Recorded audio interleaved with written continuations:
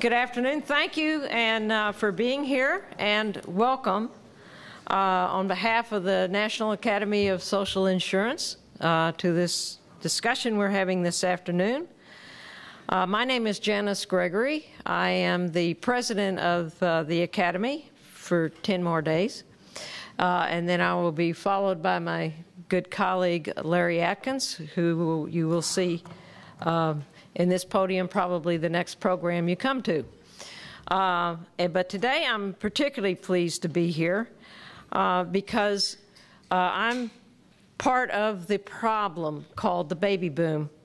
I was born the first year of the baby boom, and I had the distinct privilege, being in the first year, of actually going to school in the main building and watching behind me all of these extra rooms, portable rooms that sort of got tacked onto the elementary school, and then they got tacked onto the junior high school, and then they got tacked onto the high school, which always I thought was sort of interesting, since even by the time I went to the first grade, we'd been around for several years, certainly in time enough to know that we were coming. Following us, if you study demographics at all, we had something called the baby bust, which was a much, much smaller generation. And then following that, we have something called the boomlet, which is kind of very much a misnomer. This is the children of the baby boomers. And that generation is actually larger than the baby boom generation. And the interesting thing about this is that we do always seem to be a surprise. Demographics seems to be always a surprise. And that sort of began our conversation to open a discussion about that we're going to pursue this afternoon. Because if you watch the paper, you see, oh, Social Security cost is going up, Medicare cost is going up. Well, yes. There's a whole bunch more people coming onto the program. It has nothing to do with the design of the program. It has to do with bodies that, in this case, we've known have been around for over 60 years. But we still seem to act surprised. It's amazing.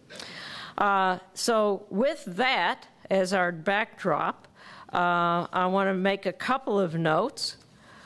One is that you have a folder that has inside of it full bios on all of our speakers today, copy of PowerPoints where they're appropriate, and an evaluation form that we do ask that you fill out and return at the end of the seminar, and also several recent NASI publications. And with that, let me turn it over. By the way, I see out there, Larry, would you stand up so that they know how to, this will be our new president starting July the 1st.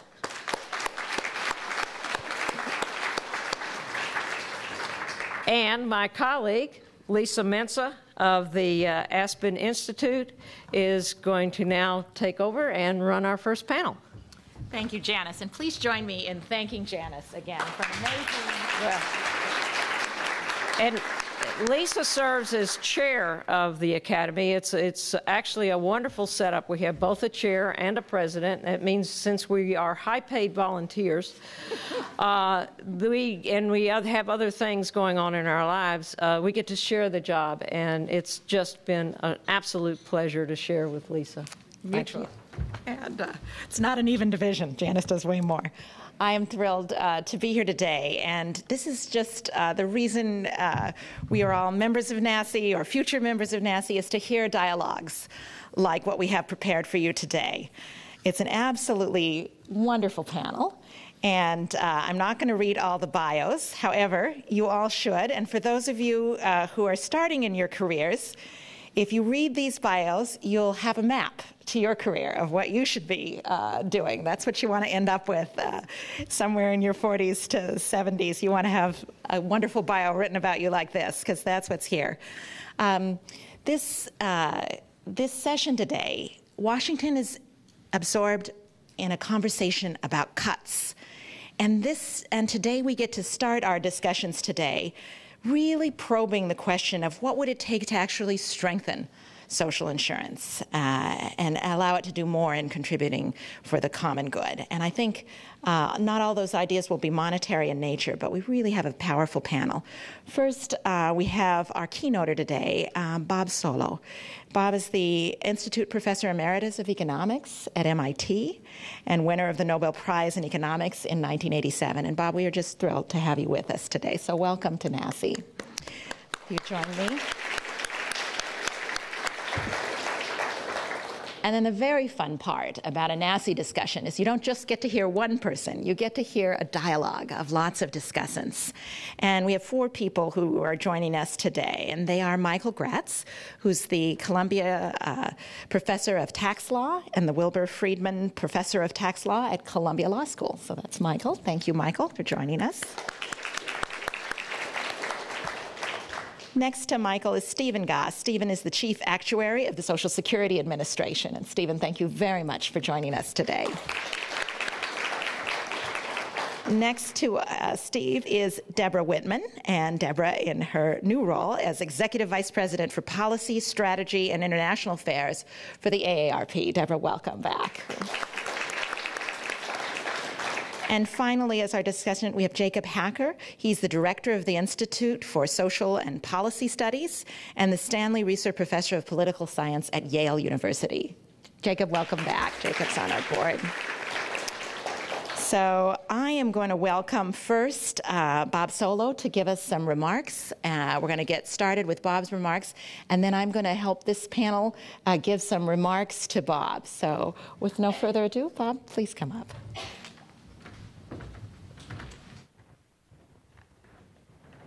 Well, thanks. I'm really glad to be here, even if I had to leave beautiful Martha's Vineyard this morning to get here. This is going to be a different kind of 20-minute talk from what you're used to, and there's a reason for that. It's probably true that every single person sitting in this room knows much more about Social Security than I know about. That's not what I have done all my life. And I thought, when I was invited to lead off this discussion, that it would be sensible to talk about the sort of thing that I work at and do or have done when I did. And that is to say something about the basic macroeconomic arithmetic of Social Security, the arithmetic that constrains what society can do with an institution like Social Security. And it has seemed to me, just as a reader occasionally, that some of these fundamental underlying facts don't come up in the popular discussion of Social Security, which is all about trust funds and rates of return and this and that, and not about the sort of thing that I want to spend the next 18 minutes on. It seems to me that the basic thing that gets ignored in everyday discussion of the Social Security institution is that each year, year by year, what we have is that year's national income. That year's national income has to be divided between the retired population and the active population, one way or another. There's nothing more to give out than what's in the national income. And from that point of view, the legal institution of Social Security is just the more or less complicated mechanism that decides what fraction of the national income goes to the retired population in 2012 and in 2013 and in 2014, and what fraction of it goes to the active population. So it's that sort of thing that I want to spend the next 17 minutes on.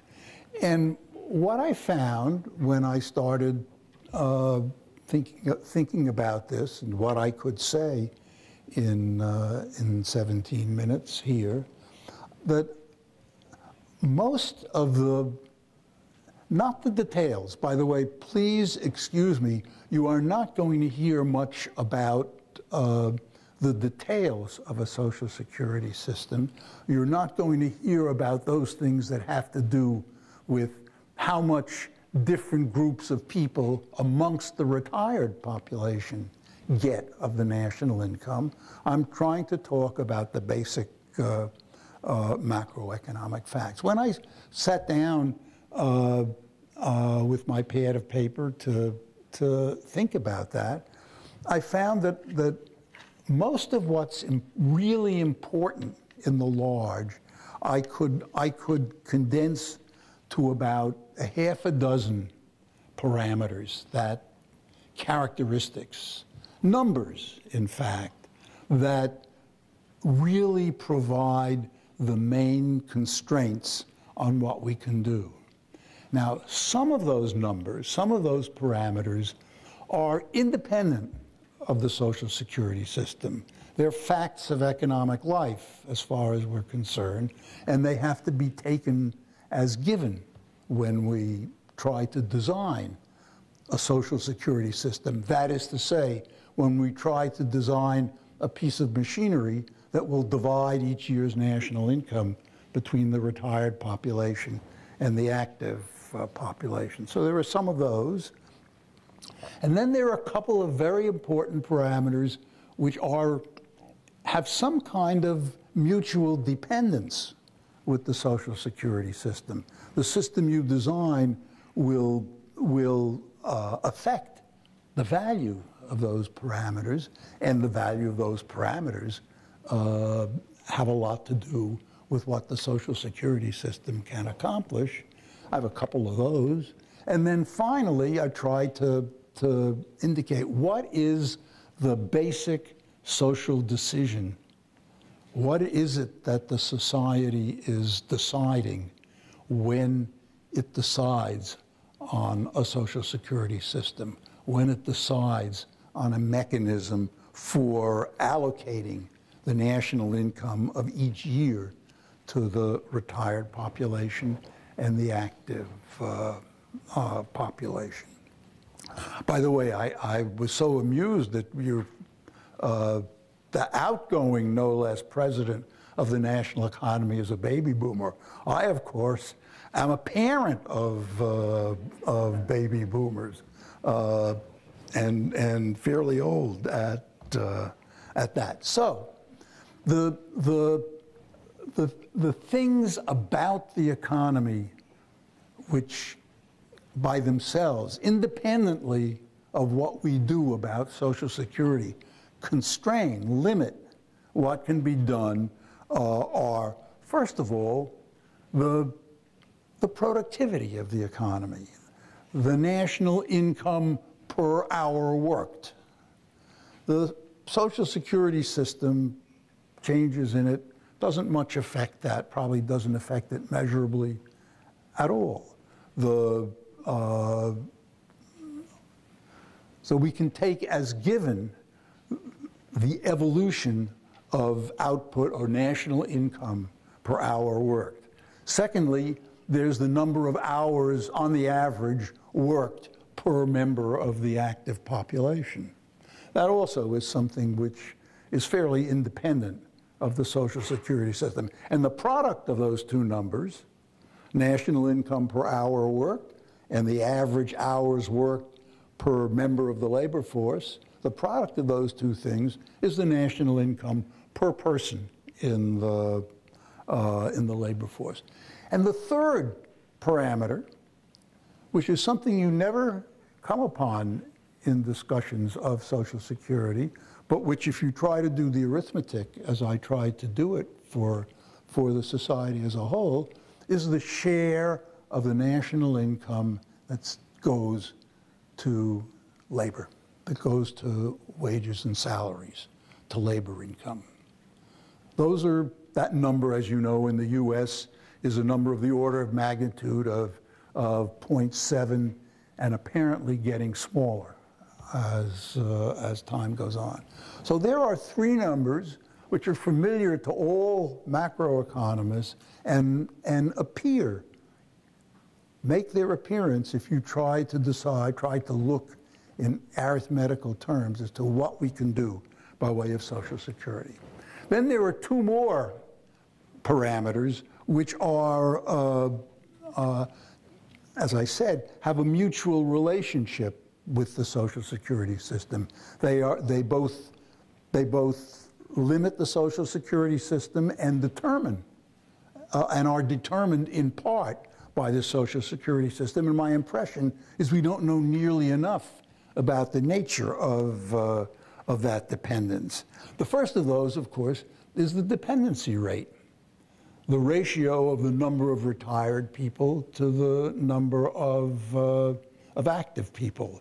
That has a lot. That, of course, is the way in which the retirement of the baby boom sticks it to the Social Security system in the first instance. But of course, the design of the Social Security system has a lot of influence on the average age of retirement and therefore on the dependency rate.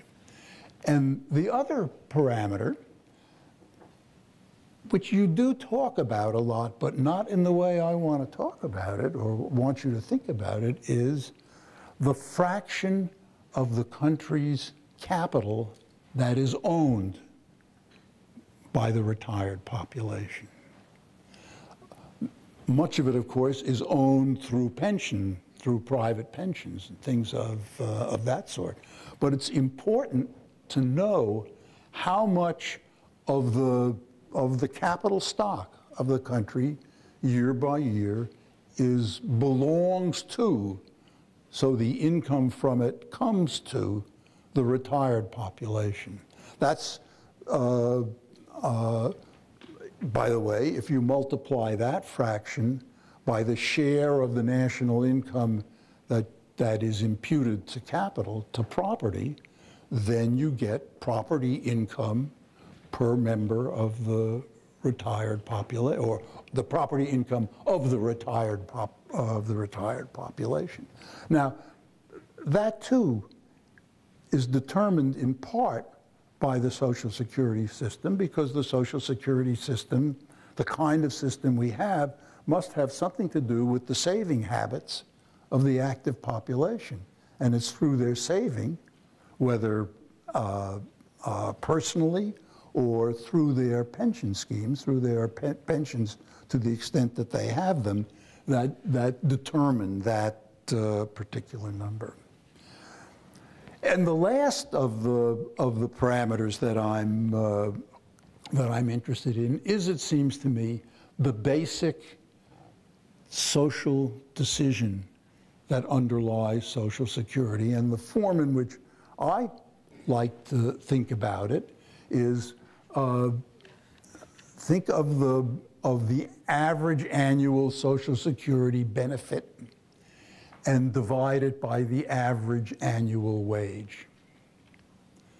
That's one way. There are many ways of slicing that, and this just happens to be mine. The thing that society is deciding when it decides on how to divide the national income between retired people and active people is, how should the annual Social Security benefit on the average compare with the annual wage on the average? A retired person gets Social Security, what proportion of what an active person on the average gets from work? Now, obviously, in any society, including ours, you can't lump together all of the retirees. We do tend to relate benefits to earnings, to lifetime earnings, person by person.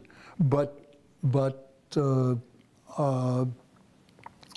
my purposes, just for trying to understand this in the large, I'm ignoring that and just thinking of this ratio, the Social Security benefit to the wage. Well, given those choices and parameters, the givens and the choices, it's easy to write down a formula for the average income of a retired person. Some of it from assets, and some of it from Social Security. You can also, once you decide on the benefits or the benefit ratio, you can write down what, and choose a tax base, you can write down what tax rate is required to cover the total of Social Security benefits. And you can produce a formula like that. Of course, it's inadequate in real life because of all the intra-Social Security things, the sort of thing that people who do this professionally are concerned with all the time.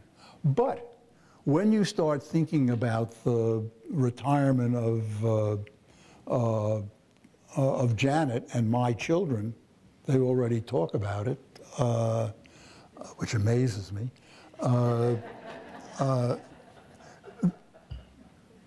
What's happened in the first instance, or what worries us, is an increase in the dependency rate. And the constraining formula for what Social Security can do allows options for that. If the formula held with the old dependency rate, it won't hold with the new dependency rate, and something has to adjust. And you know as well as I, better than I, what can adjust. We can change the retirement age, then try to offset the change in the dependency rate. We can reduce the average benefit, or the ratio of the benefit to the average wage in Social Security. We can try to promote saving to the extent that we can through the Social Security system and increase the fraction of the capital stock that's owned by the retirees, or we can increase the tax rate. And by the way, I did actually write down this formula and chose some plausible numbers for it, and you can get plausible trade-offs and see just about what the alternative options are, and I guess that's where I want to leave it. I'm not a PowerPoint person, or I might have produced. I've never done a PowerPoint presentation in my whole life, and although I have listened to 29,473 PowerPoint presentations and counting, but I could have written down such a formula for you, but that's unimportant. What's important to me is to ask you to think a little bit in these terms. Here is this economy. It's throwing off year by year a national income. It's also producing two classes of people, retirees and active people, and the national income has to be divided between them year by year. This is an annual question. Now, of course, we're not going to do it in some random way year by year. It's going to be roughly the same year by year. But that is the basic decision that has to be made, and the basic choice variables are the ones that I tried to describe to you. Now, I don't know if that makes any sense to you at all, but I thought it was worth saying because it doesn't seem generally to be said. So thank you.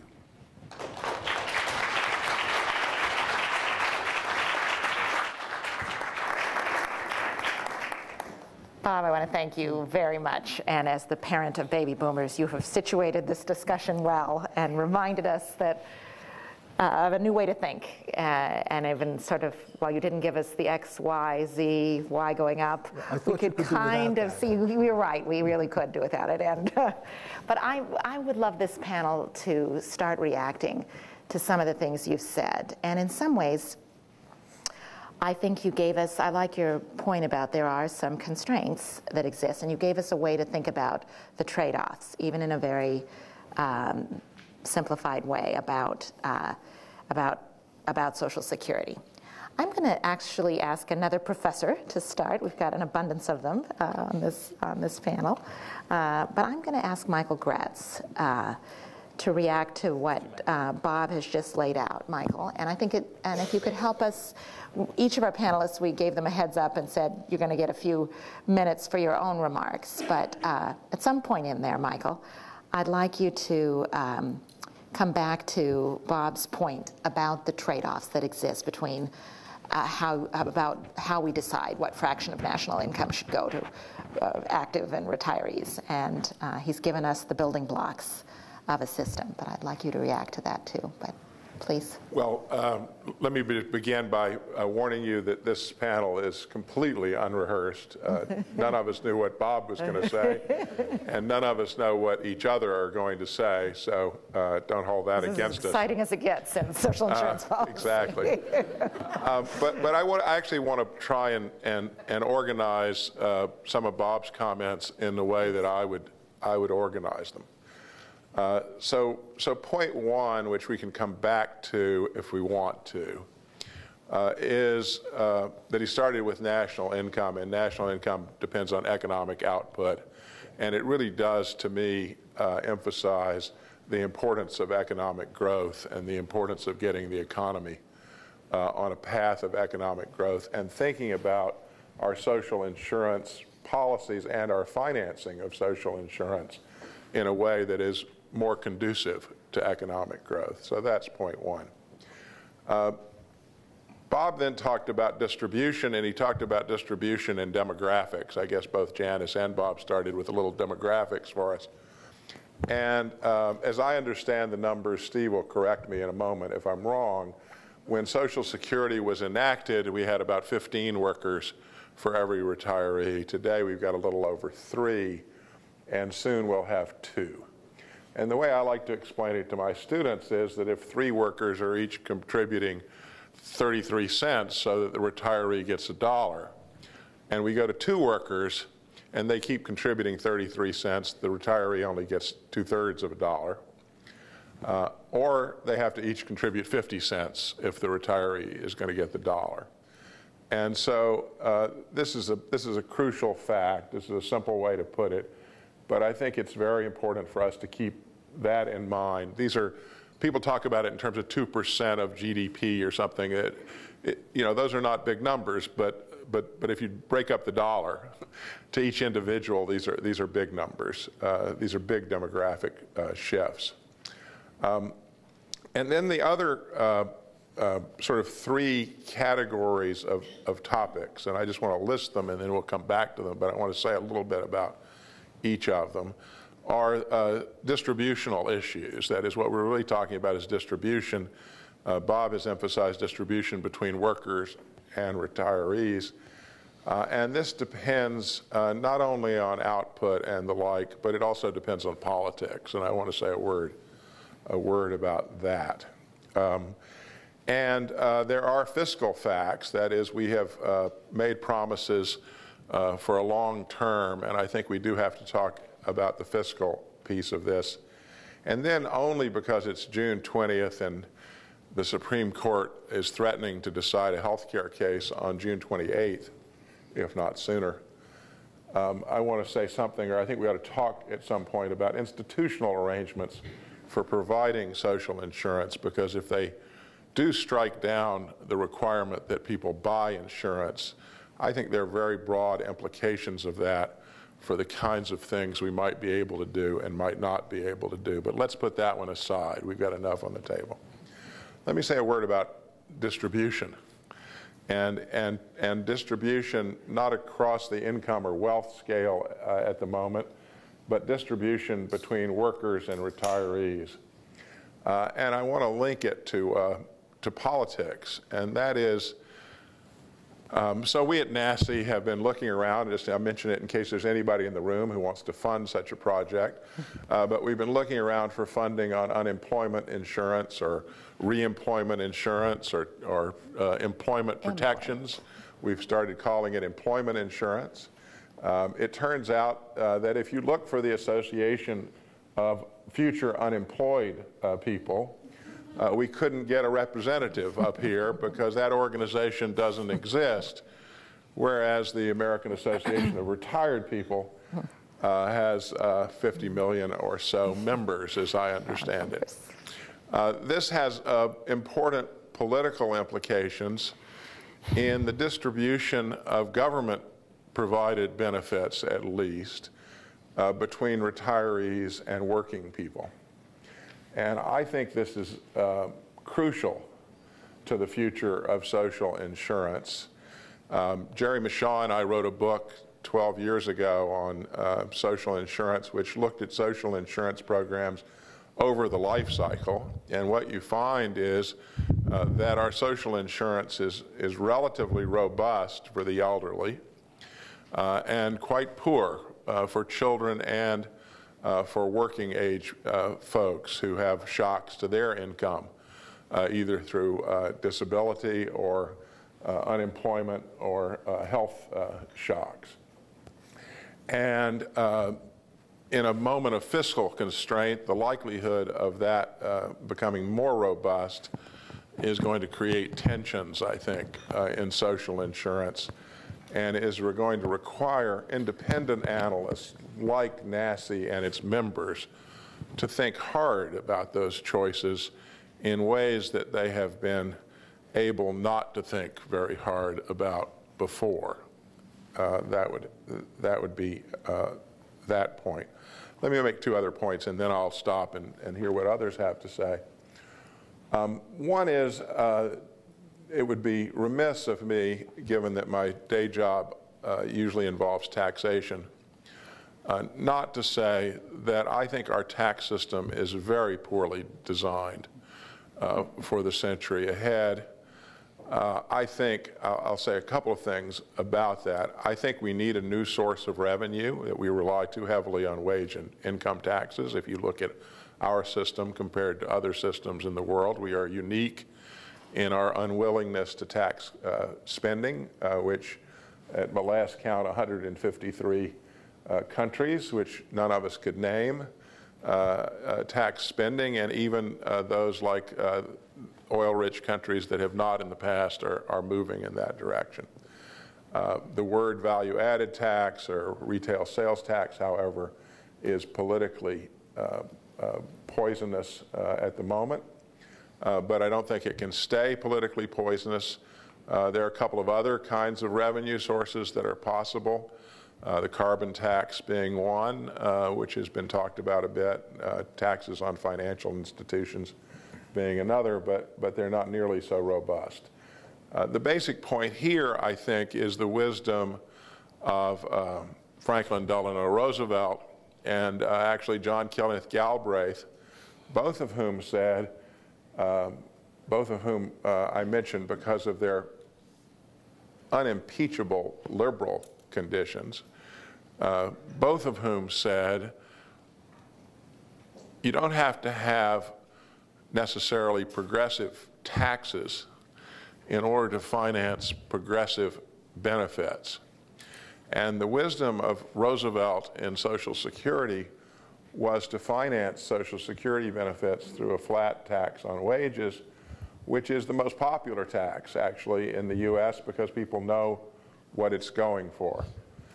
Now, that leads or bleeds into techniques which have to do with earmarking of taxes and trust funds and state versus federal relations and so forth, which I hope we'll get a chance to talk about. But I think I'll stop for a moment and hear from my colleagues on the panel. Thank you, Michael. I'm going to come back to you because you're, I think, the only law professor on the panel. So, and I think We count Jacob as a law professor by marriage. Okay, we count Jacob in the thing. I'm actually going to go to Jacob next, because I think one of the things that Bob put on the table, and it's good when we have a Nobel economist with us, but it's a challenging notion to those of us who come from the law and politics side to hear Bob say, we make a decision every year about what to do with our national income. And we call those decisions laws about what we've done, and you recognize that. But in some ways, it is a challenge to have to rethink. Jacob, I want to go to you next and react a little bit to Bob's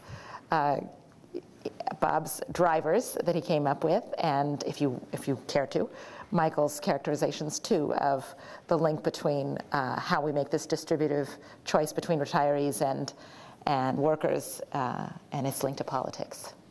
Well, so it's interesting how you introduced me. I think you're suggesting that I should dumb things down now for the rest of us. But I'm happy to oblige. And in fact, I think I can bridge the two sets of comments we've had so far by talking a little bit about first why this mechanism, why social insurance as a way of dividing the pie. And obviously, Social Security is just one social insurance program.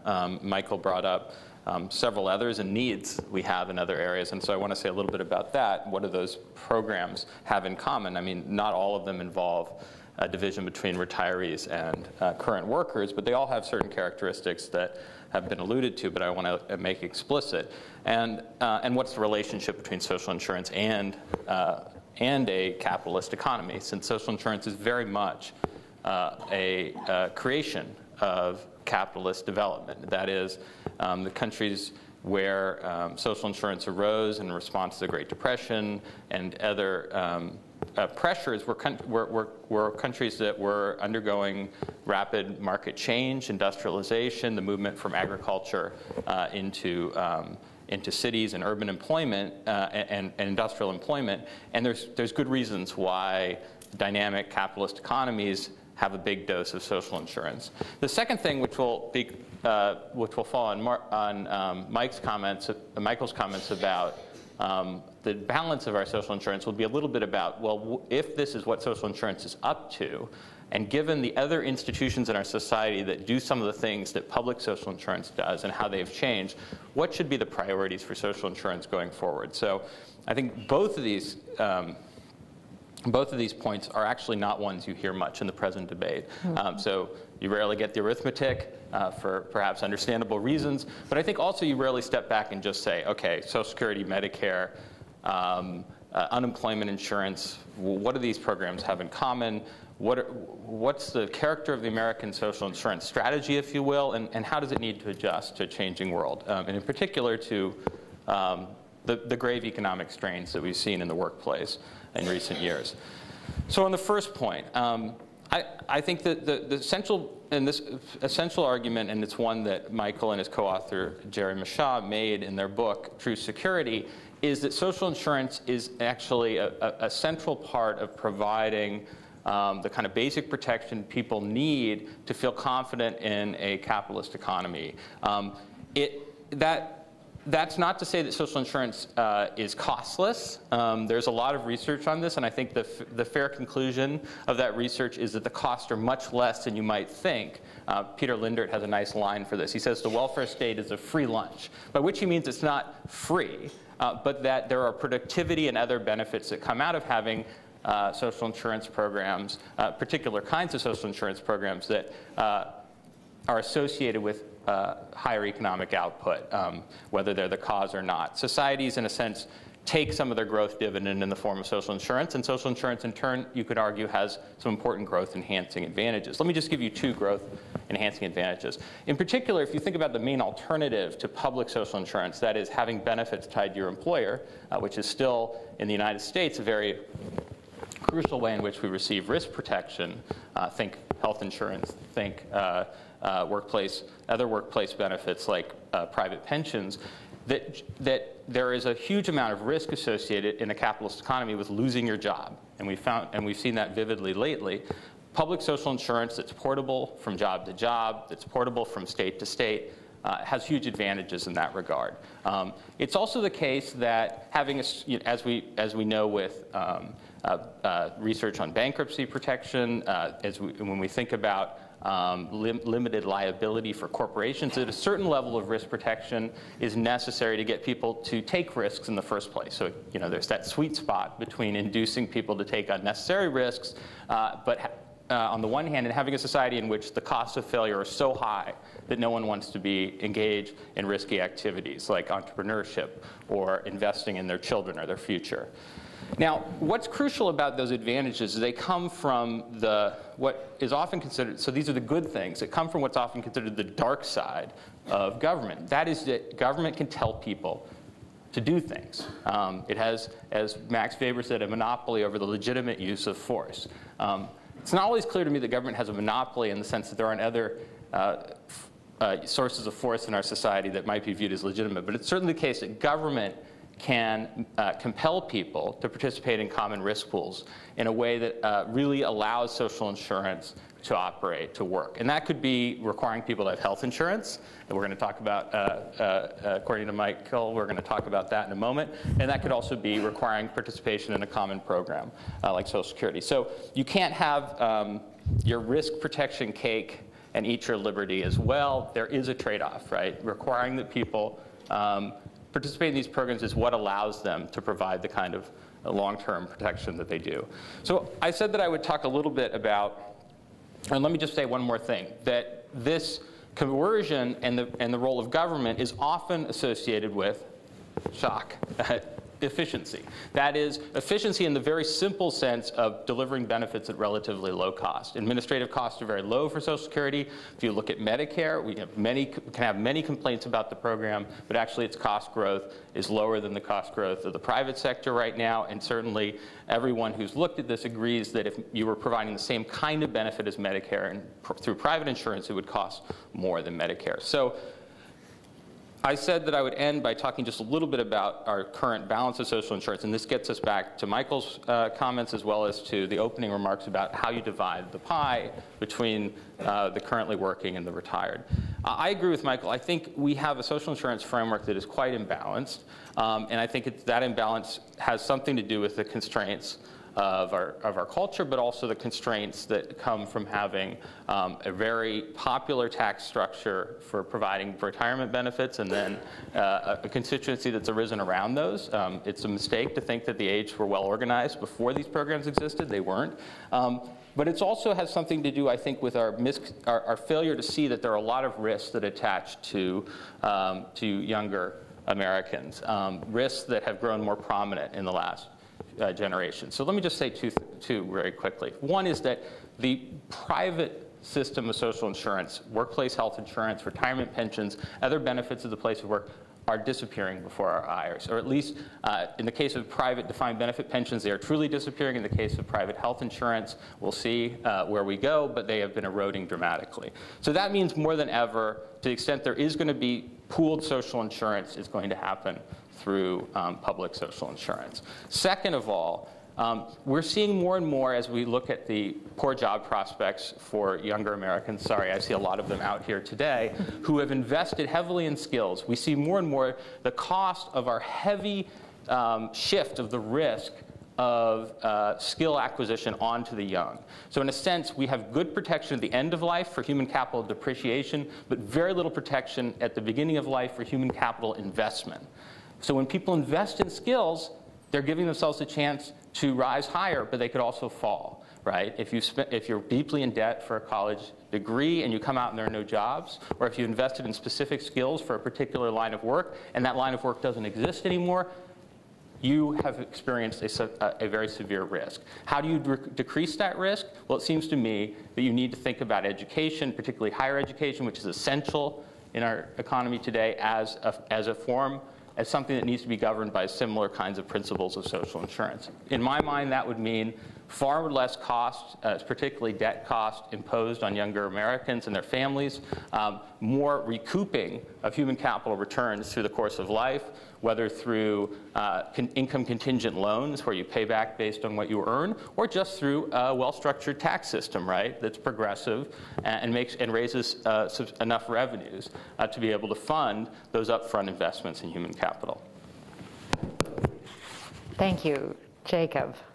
I do not think you dumbed it down. I think you gave us way wonderful descriptions of the challenges that Bob raised. I want to go to Steve Goss. And Steve, Bob started with a real kind of a beautiful math of Social Security as the exemplar of a social insurance system. And I'd love your reactions to Bob's map of this. And we know you're the one person in the room who knows the actual numbers about workers to retirees. So I'd like to go to your reactions. And Deb, that means you hold the beautiful last seat, but not the least. Well, Steve. Thanks, Lisa. And Bob, I've got to tell you that all the items I've written down, 1 through 5 here, we've got that equation, trustees report. We've got many people in this room are almost too familiar with all those numbers. But I just want to, we are pretty lucky here to have a Nobel Prize winner in economics, but I can give you the other side of the world on that. But I remember the very first thing I heard out of a Paul Samuelson book in Econ 101, which was the definition of economics, which is the distribution of scarce resources. And I think even for a Nobel Prize winner, that's a lot about what economics obviously is. And I guess that's our theme. Thank you for setting us up on that, Bob. And one of the things that we've tried to talk about for a long time is the fact that Social Security, the way it's financed, Social Security is financed, and I forget exactly the word you used to describe this, Bob, it's financed as a pay-as-you-go system. It's what's produced today is what we all share. And Social Security is a great example of that because it's not a big pre-funded system. It doesn't inherently have we have a few bucks in that trust fund, but that's really, as you pointed out, that's almost irrelevant. What Social Security is really about is the workers of the day put in money, it's distributed to the elders of the day, and how does that arithmetic really work out? Right now, the way it works out is we know over the last something like, from 1975 through 2008, the cost of Social Security was about 4.3% of GDP, putting it in percent of all that output that we create in this country. And because of the aging of the population, it's going to go up to 6% of GDP. Interestingly, the Medicare program, its cost is going to go from something like about 3% of GDP recently up to about 6% of GDP under our trustees' projections. So really, the question that I think, Bob, you were focusing on, what we want to do as a country, what our Congress wants to do on our behalf is, are we willing to move from 4.3% of GDP? Actually, we project that the revenues coming into Social Security under current law will be about 4.5% of GDP. Do we want to stick with 4.5% of GDP? Is that all that we are willing as a society to put on the table? In which case, we have to have about a 33% cut and the level of benefits that are now scheduled from 6 down to 4.5. It's a 1/3 cut that we have to have in the benefit levels. Or do we want to put, I'm sorry, from 6 down, that's about a 25% cut. Or do we want to increase our revenue by about a third, from 4.5 up to 6% of GDP in order to pay for the benefits at the scheduled levels that we have now? And for those 535 people up the street in Congress, life is simple. That's all they really have to decide. Be a lot of talk about a lot of things, but it really is just a matter of how we're going to split up that GDP or national income pie between the elders and the not. But keeping in mind, though, that Social Security, speaking to this point of Social Security is important as social insurance, it was designed from the beginning. And I think everybody has a strong sense of this as something we've oftentimes referred to as a floor of protection.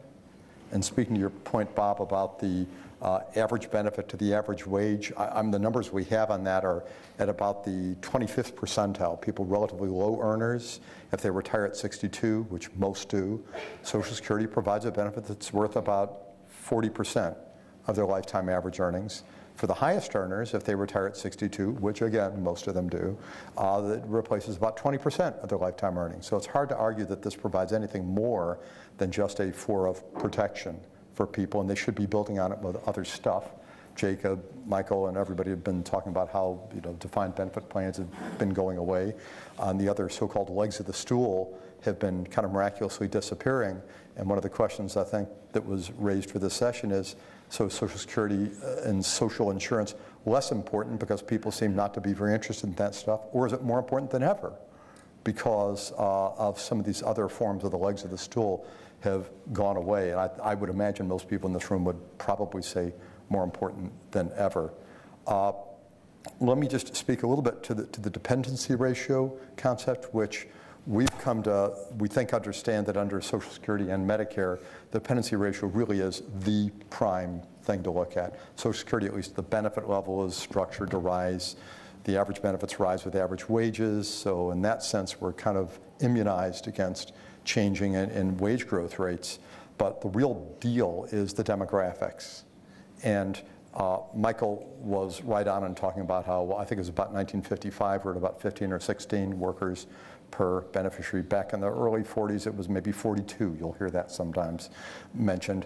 And it's been about 3.3 workers per beneficiary for quite a long time. We will drop in the next 25 years down to only 2. But the reason isn't just because we're living older. That's not really the big deal at all. The big deal is the drop in the birth rates. We've all talked about the baby boomers. The baby boomers aren't really the problem because they were born. It's because they and succeeding generations didn't on average have as many kids. As Michael said, he explained to his students all the time, if everybody had 3 kids to take care of them when they get old, that's one thing. If you only have 2 kids to take care of you when you get old, that's another story altogether. And as a society, just added up times a bunch of people instead of looking at it one at a time. And at a macro level, it's exactly the same issue. And that big drop in the number of workers per beneficiary, again, isn't because we have so many more beneficiaries because people are going to live to 150. It's because we have fewer kids in the population. Immigration has helped a little bit, but not all that much. There's really one other thing I really just wanted to mention about Social Security, and Jacob, you really sort of mentioned this. Social Security and Medicare, they're not big advanced funded systems, so you can't argue that they're creating a lot of savings and investment in and of themselves to drive the economy. On the other hand, I would argue that they don't necessarily get in the way. When Social Security first started out in 1937, if it had had a really big tax rate and pulled all the money out of the economy and put it in the federal government bonds, that'd be a different story. But no, Social Security started out with very low tax rates at the very beginning. It took very little money out of the economy to pay the few beneficiaries that we were paying at that time. And so it allowed everybody who was making money at that time to use the large majority of it to invest in the private economy as individuals and make the markets and have the efficiencies that we expect in a capitalist society. And that's why today we have a stock market, well, I'm not sure how many trillions it's worth, 13 or something like that trillion. And Social Security trust funds, we have $3 trillion, something like that. But it's, we do not have the government owning all the resources. But the social insurance system, providing a forward protection, efficiency has to be a big deal here. And anybody who's bought health insurance, has bought a pension, bought annuities, you're paying for a lot of overhead and profit.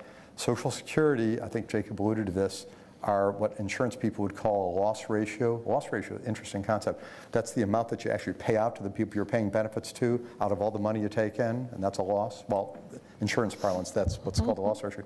It's over 99% for Social Security, which means less than 1% of all the money coming in or going out is going to administer the program. You're not going to find any other plan anywhere that can even come close to that. And on the Medicare side, always stunning to me, 97.5% loss ratio. Only 2.5% of the money coming in goes towards administering the program. Even the best of the Blue Cross Blue Shield programs are probably, 80 to 90% loss ratios. So if you're looking for efficiency to provide a forward protection, it's pretty hard to get away from these social insurance programs.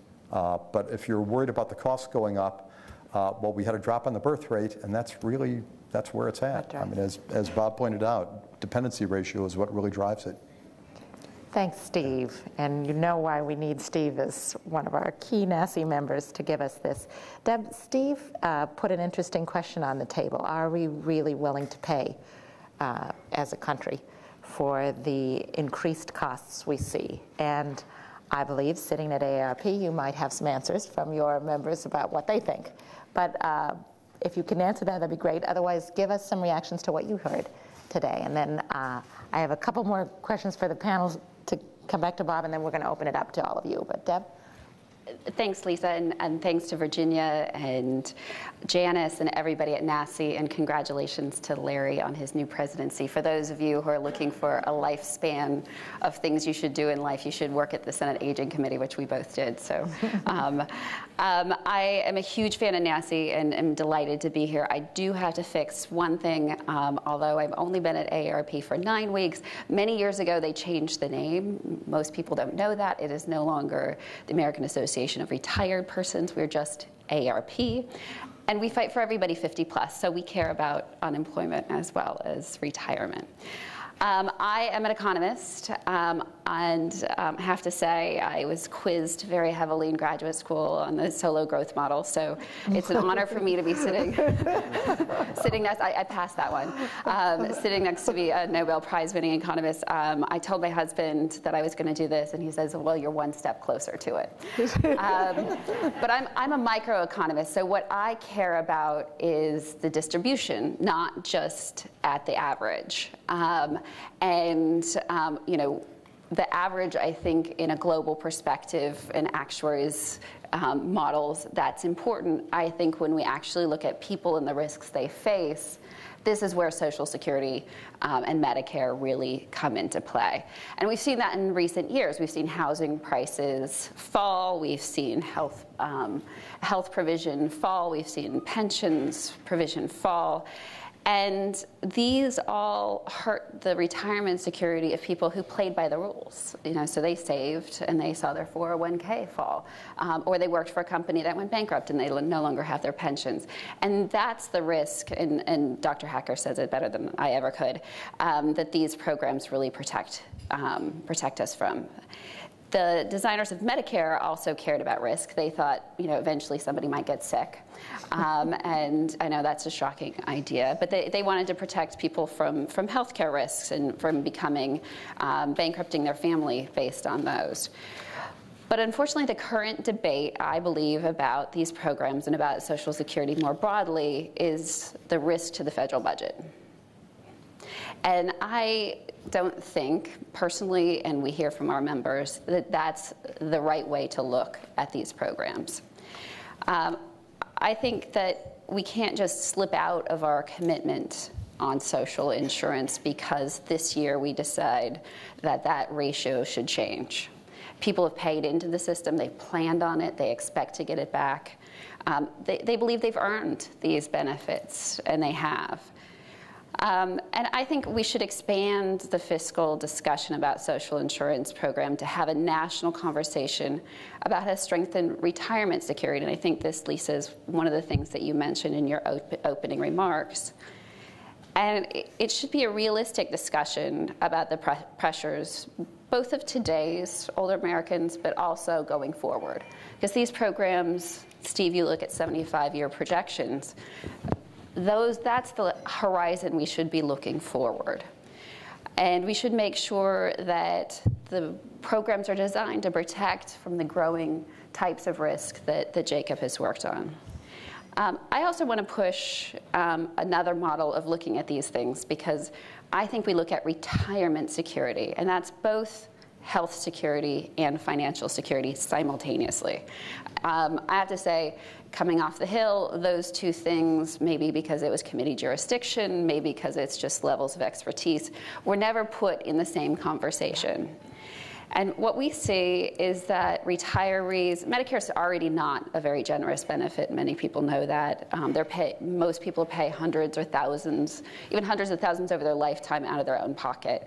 Our own research shows that it's about $4,600 a year out of pocket spending on healthcare, even if you're a Medicare beneficiary.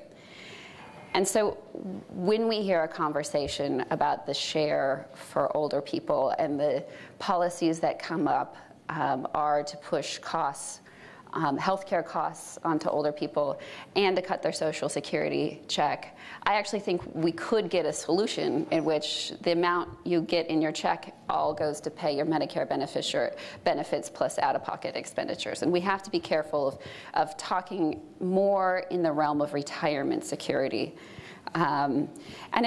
We also need to talk more than just about saving Social Security to fit the federal budget that we currently have. I think we should step back and say, how should we make this program stronger? It was designed 75 years ago. 75 years ago, women barely worked, marriages last forever, and people didn't live as long. And so when we have a conversation about how to make the benefit work, we should take these demographic changes that Steve is projecting into the future and really look at how they impact people, and possibly even consider, maybe heretical, strengthening benefits for women, the oldest old, people who have lifetime low income or in and out of job markets for various reasons. I think the conversations around Social Security are not very difficult in that you can write an equation exactly for how the program works. I can write an equation for exactly how the benefit would work. We will need the political will to take it to the level that I'm talking about. We'll also need a more public debate on the importance that people place on having a secure retirement. To that, I want to give a shout out to my own organization, who's going around the country asking people what they think. It's a You Earned a Say campaign, and we're even putting out, and many NASI members have contributed to pros and cons of different ideas to reform these two systems. Finally, I just want to say this isn't necessarily just an issue of workers and older people. It's a family issue, because if we don't have some of our money going as workers, going to the people through the tax system and through the government system, going towards older people, our personal dollars will go. It's a zero-sum game for some of us. I luckily have an extra room in my basement, not for anyone else, but it is a family issue. It's a life course issue. Things that we plan for. We haven't talked about disability and the other programs that are out there that also benefit us throughout our lives. So I thank you for inviting me. I think this is an incredible panel of very talented people, and I'm just honored to be a part of it. Thank you. Thank you all. This is an incredible panel.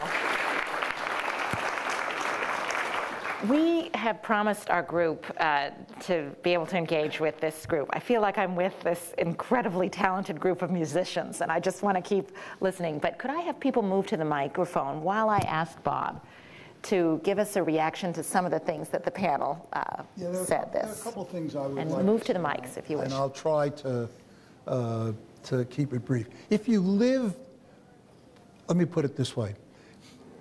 There is in Social Security and all social insurance, and there certainly was in the legislative history back in 1937, an element of paternalism, or maybe maternalism, either way.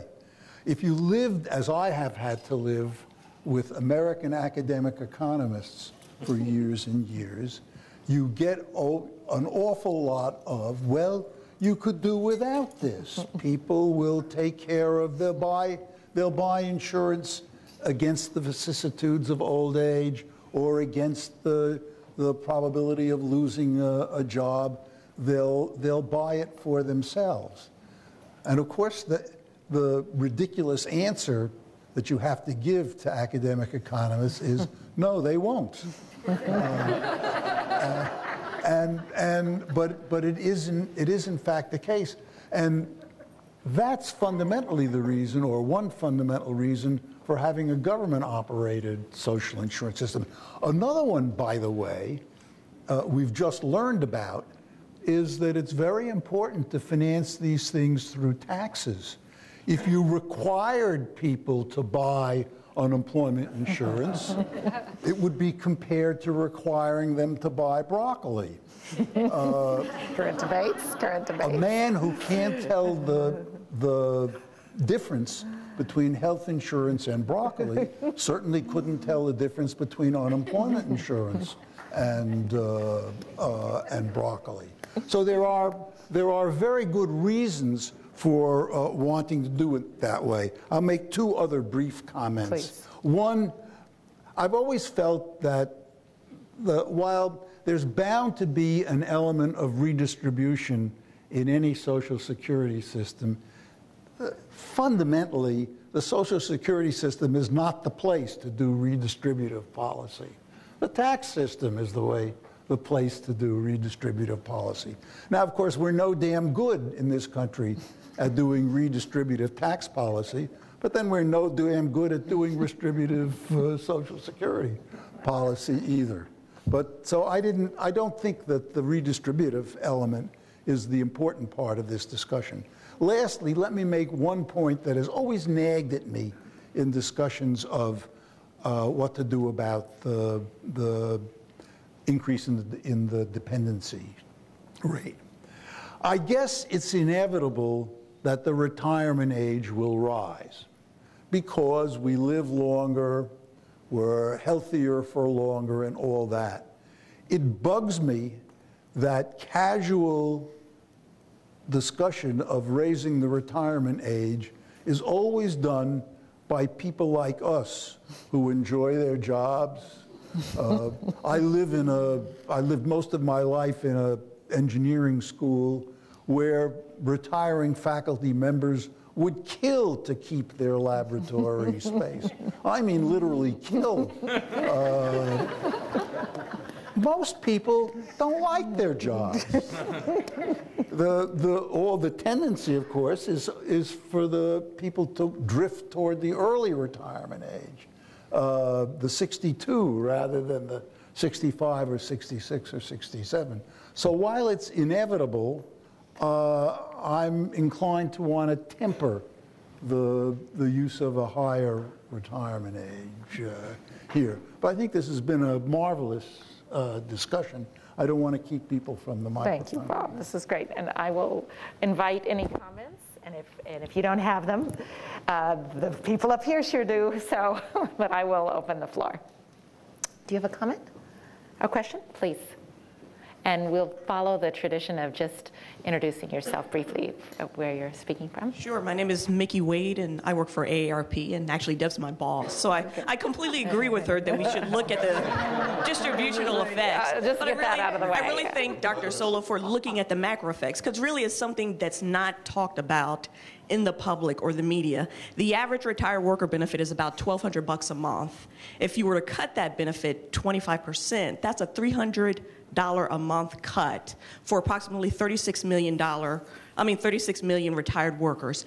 How is that going to affect the macroeconomy? I mean, clearly you're going to have a cut, in spending all of a sudden, and what people are able to purchase. And so what kind of effect would that have on the macroeconomy? So just to repeat the question, we're saying if we took, and she works for AARP, a famous organization, if the average benefit is $1,200 for most of the retirees, and we cut that 25%, which is essentially taking $300 out of the monthly wage, and it might affect 36 million retirees, what is the macro effect of essentially that kind of cut? We shouldn't be as cavalier, I think, is your implication. So what might be the... Oh, I think it's absolutely wrong to ask that question about the macroeconomic effect. $300 a month times however many million is a drop in the bucket on the scale of the national economy. That is not a macroeconomic question. That is a distributional question, a question about how do you want to deal with people who are old and on the verge of subsistence. Yeah. And to try to answer that question macroeconomically, I think, is insulting to them. Panel, other reactions to the question? Thank you. Well, I just want to make one point that relates to the conversation that we've just had, just to pick up on the facts, which is related to this. Steve says that Medicare is going to 6% of GDP, Social Security is going to 6% of GDP, and Deb says, and I agree with her, that the risks, that the benefits are often meager and inadequate, at least for a lot of low-income people. and Jacob says we've got to do more for the risks of young people. I agree with all of that. What's interesting is that historically, tax to GDP at the federal level has been about 18.5%. So if you spend 12 on Social Security and Medicare, you've got 6.5 left. You've got to pay the interest on the federal debt and run the Defense Department, and that's the end of the story. That is, you don't have any more money for anything else. And so we're faced with that as a reality. So I understand not wanting to talk about the fiscal reality, but it is a reality, and it can't be put aside. That's point one. Point two is, just to come back to the broccoli point that Bob made and the mandate point that Jacob made, we have a system where we're relying on employer-based insurance. If we go to tax reform and we repeal the benefits for retirement insurance and health insurance, as the Bowles-Simpson plan recommends, we're going to create huge gaps in social insurance, and people want to use that revenue to change the tax rates, not to devote it to social insurance. And this is a huge risk going forward on that dimension. And the idea that you can then lay it off in the form of mandates, either on employers or individuals, or pass it to the states, who have even greater fiscal problems than the federal government, is also not possible. And so, I mean, this fits into the sort of macroeconomic question, because it doesn't have to do with macroeconomics in the sense of what's it going to do to the growth of the American economy, but it does really paint for you a picture of real fiscal pressures, if not constraints. This is why I love NASI panels. This is exactly the high bar. Group, I know you all want to comment, but I'm going to, don't forget, take a note, and I'm going to go to Heidi at the mic. So. Heidi Hartman, Institute for Women's Policy Research. Great panel. I just want to thank Dr. Solow for commenting that we shouldn't move too quickly to think about raising the retirement age. And just to remind people, we've already raised it to 67, and an awful lot of Americans don't even realize that. But one of the things that bothers me as a social scientist is that we're very, we get a lot of casual comments from policymakers, oh, let's raise it to 69 or 70. And we have a natural experiment going on right now with the rise from 65 to 67. And it'll be years before we know what the implications of that rise is for the working class people who aren't in this room making the decision. And so to me, it's just always been so amazing that our policymakers are just go right there. Oh, let's go to 68, 69, 70, when you have no idea what we've just done by raising it to 66 and 67. I shouldn't be amazed after 25 years in Washington, but I still am. So I think Heidi's comment was that in the 83 reforms of Social Security, there was already an elevation of the retirement age, which is not talked about. So already we put in place 25 years ago a system to raise the rate to 67. And she comments, again, how it can be that we can quickly go to another increase before we've even taken into account what's already in the law and what is just now starting to take place, in fact, or not even before. We even found out what the consequences are for health, for all sorts of Good. things. Steve, you have a reaction to that? Yeah. On the retirement age, just I think a note here. People talk about retirement age all the time, and that is because I think when they hear the dependency ratio is changing, that we have an aging society again, they all think it's because we're living longer. But remember, the biggest reason for the change in the age of dependency ratio is the birth drop. And so consider this. We're already going up to 67 for our normal retirement age. If we were to put into a law tomorrow, what's maybe the most likely thing to really and most rational thing to consider, to after we get to 67, have the retirement age continue to rise just to keep the ratio, the relationship between the number of retirement years and the number of adult working years the same. Just keep that distribution the same.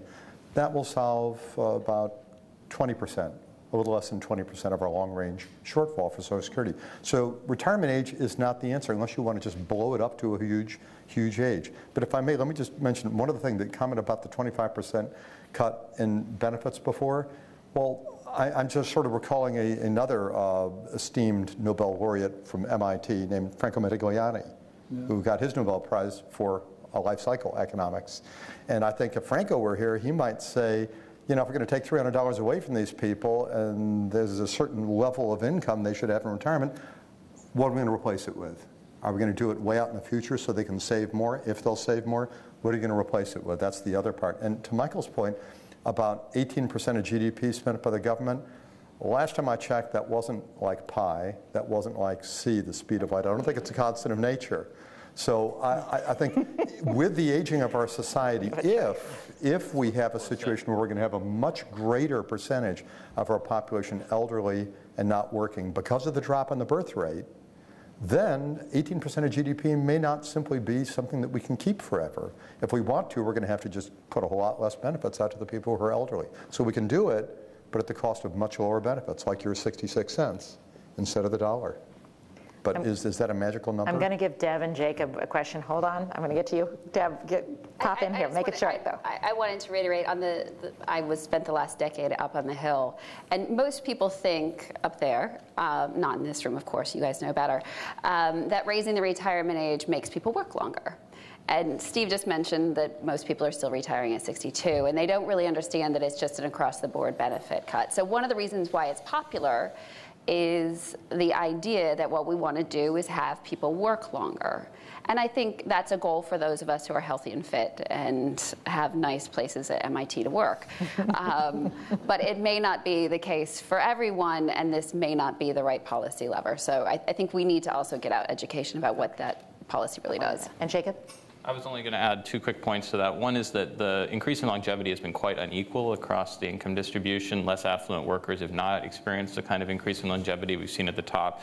So I've had a kind of Rawlsian principle of longevity linking, which is that you really should link it to the longevity of the less advantaged workers. And if you're worried about the more advantaged workers getting a lot back from the program because they're living longer, make the program more progressive. And one way to do that is simply to collect more from high-income workers during their working life. And it's just worth noting that, to go to the point about we need more tax revenue, that Social Security, because 2 of the reasons that Social Security has faced financial trouble that haven't really been discussed are, one is that we're taxing less and less of people's income as more and more income has gone to the very top in the labor market. So those people are both they are living longer, but they're also paying less into Social Security. So I think and the other is that wage growth has been slower than expected, which just goes back to Michael's point about the need for long-term strategies to increase productivity and growth. Thank you. Your point, sir. Thank you very much all for this work. Yeah. Thank you for everything. Really very good discussion that I enjoy. If you don't mind me making a comment on this previous thing, that's not what I wanted to do. Do people who advocate raising age and saying that an individual works from 65 to 67 ever think that a young person will be employed at 22 instead of 20 because the old person is sitting on that job? Very good. And second, that I actually wanted to ask. Every year in October, November, my wages rise, because the Social Security deduction stops at certain level of income. I was told that if we removed that and collected the Social Security deduction for all the income all the way up, there would be no problem with Social Security. Now, how would that affect, if we did it today, the macroeconomic growth? Wow. Okay. Quick answers on the cap on income, on the age, and on macro growth. Anybody want to take a crack? Macro growth, too. Macro growth. Steve, do you want to get cap if we capture? Sure. He's asking how much of the gap would be in Social Security would be removed if we did not cap it, the income, so that it taps out in November for this gentleman. Right. There have really been 2 different flavors of eliminating the taxable maximum. Remember, Medicare did this a while back. They're 2.9%. That's on everything. And there's no extra benefits for the people who pay above $110,000. They're 2.9%. So that would be one flavor of Social Security. We could take the 6.2% for employer and employee each, have it, Bill Gates pays on the whole deal. and no extra benefits. And that would pretty much eliminate our 75-year problem in our latest baseline, maybe not quite, but pretty close. Another option is to say, well, we're going to give some extra benefits on the margin. And a lot of people in the past, Bob Ball and others have said, if people don't get something extra for the extra taxes they put in, people are going to get unhappy. They'll call it a welfare program, et cetera, et cetera. Then it would solve probably something like 2/3 of the problem, but it'd be enormous. There's one other flavor that Bob Ball and many other people looked at, which would be to simply just take the proportion of the covered earnings in this country that we have subject to our payroll tax back to 90%. The way it was back in 1983 and 1984, it's down to about 82 to 83% now, and that would eliminate about 1/4 of our long-range problems. We've got a lot of little pieces here that could add up to chunks of this, and there's a way to get there. And Bob, do you want to comment on if we solved the Social Security shortfall issues by some combination of scrapping the cap and whatever other mechanisms we're told, what would macro effects be of something like that? The macro effects would be small, but they would all be favorable, I think. The transfers of income, right now, transfers of after-tax income to people with high propensities to consume is a good thing, not a bad thing. And the effects would be favorable, but on the scale of the macro problem we face now, it would be relatively small.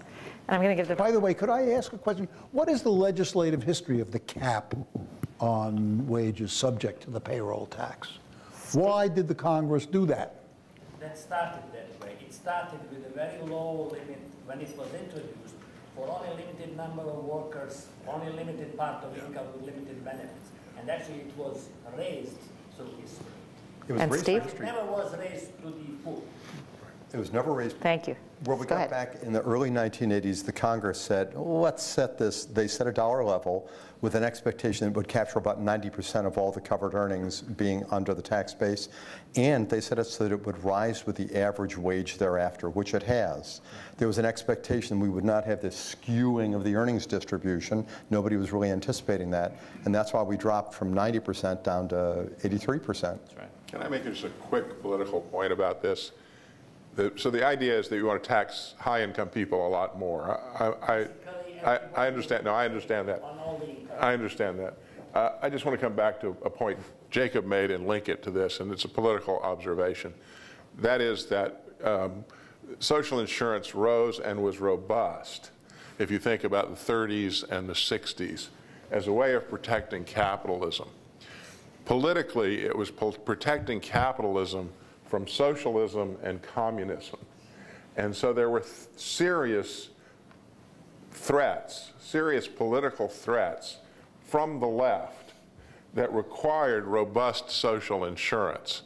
And if one wanted to talk about the consequences, the political consequences of the fall of the Berlin Wall and the elimination of communism, it is the end of a real opposing force from the left that is playing a crucial role in American politics today. And I think the question of how one begins to create or have that kind of dialogue, which was natural during the Cold War, is a major political challenge in addition to all the other financial challenges we've talked about. Fascinating. Only at a NASI meeting would you hear the Berlin Wall's fall, Cold War, and link it to where we are with social insurance. Hank, would you please give us our last question? And then. Well, actually, a comment and a question. The comment refers to the discussion of the retirement age, and the question does as well. The true fact is that the retirement age in Social Security has been age 62 for over 40 years. All that has happened as a result of legislation is changes in the amount paid to people as a share of their earnings at different ages. From that perspective, there has been no change in the retirement age. There have been changes in the amount paid in benefits, the relative generosity. So I think, and furthermore, most of the discussion about further increases in, quote, the retirement age, are really about the amount to be paid to people at each age. Some people have talked about raising the age of eligibility from 62 to something higher, but that's a minor theme in a much more complicated and elaborate argument, which is really to cut back on benefits at all ages, not just at some retirement age. So I think a lot of the discussion that's focusing on what was done in the past and what's under consideration in the future is playing into an incorrect framing, a misleading framing of what's currently on the political scene. Now, my question is to push back a bit on the age at which people actually stop working. There has been, for the past 15, 20 years, a reversal of the trend that had gone on for a very long time toward earlier and earlier actual retirement. Now, I'm not talking about age of claiming benefits. I'm talking about when people actually stop working. There are a variety of explanations for why that reversal occurred. Looking into the future, it is the case that at any given calendar age, people can expect to spend a growing proportion of their adult years beyond that age. If the actual age at which people stop working is unchanged, the macroeconomic constraints that Bob described at the outset bite really hard. Higher taxes, lower benefits, you just don't get away from that. If people can be induced rather than forced to work longer, to that extent the problem is ameliorated. So the question, if you confront that challenge, what measures do you think we might undertake that could have the effect of encouraging what would be, I think, if undertaken voluntarily, certainly, a socially benign trend? Thank you. That was Hank Aaron of the Brookings Institution. And I think the question to the group, which will end us out, he left us on, what actually, since he's saying that retirement age is actually more of a question of what we're paying people, what could actually induce a workforce to work longer? So I'm going to go to all the panel on the last thing if anybody wants to make a request. Jacob, you want to start? Well, I wanted to just bring into this discussion something that we haven't talked about enough with regard to Social Security, which is the very serious role or large role that healthcare costs play in these decisions about exiting the labor force and in what the value of a Social Security benefit is. And I just would put on the table that seriously constraining the rate of increase in Medicare costs would be, in addition to needing additional revenues, that would be far and away the most effective way to deal with the strain that retirees are facing, as opposed to cutting back Social Security, which is a much, for reasons we've discussed, a much more manageable problem. And it fits into this discussion, though. I defer to Hank on exactly how. My read of it is that so Medicare is not available until you're 65, and there's discussion about moving the retirement age even further in the future. So if people are actually leaving the workforce at 62, given workplace health insurance, they either have no health insurance or they have some privately purchased insurance or some kind of retiree gap-filling policy. The last gap-filling policies are essentially disappearing. So there is a pretty strong incentive there to stay attached to the labor force, and yet we know there are lots of people who are leaving or changing jobs, who are losing insurance before they hit 65. So I would argue that we would be well served to try to figure out how to make good health coverage available to people before 65. That's obviously something that's very much up for debate right now. I think the simplest idea is actually not letting them buy into exchanges and figuring out all that, but letting them get into Medicare earlier at some kind of market-based price that's reasonably generous, so that you won't have only the sickest of those people enrolling. That's not an easy task.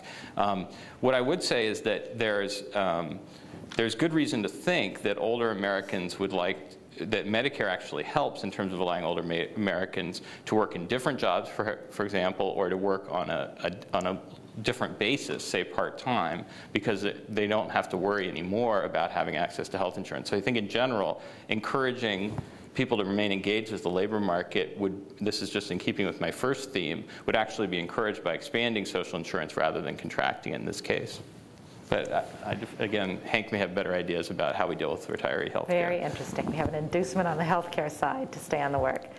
If I can, we are over time, and my real job is to thank this panel, and particularly to thank you, Bob, for joining us here, for leaving the breezes of the island and coming to the swamplands to help us deal with the toughest challenges that are out there. So thank you all very much.